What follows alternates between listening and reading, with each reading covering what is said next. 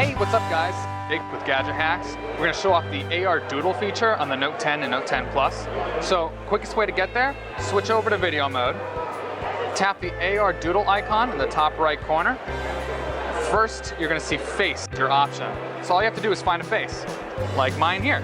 Now, you can use any of the tools at the bottom of the screen, say different brush types, different colors. Let's go with blue, and let's just start drawing. Now, anything you draw within this box surrounding the face, your face as you move around. Unless you block your face, and then it loses it. But all you have to do is jump right back in, and it'll follow you right away. Now, faces aren't the only option you have here. You can also draw in the real world. Tapping everywhere at the top of the screen, you gotta pan the camera so it can take in the real space in the real world, and then you just start drawing again.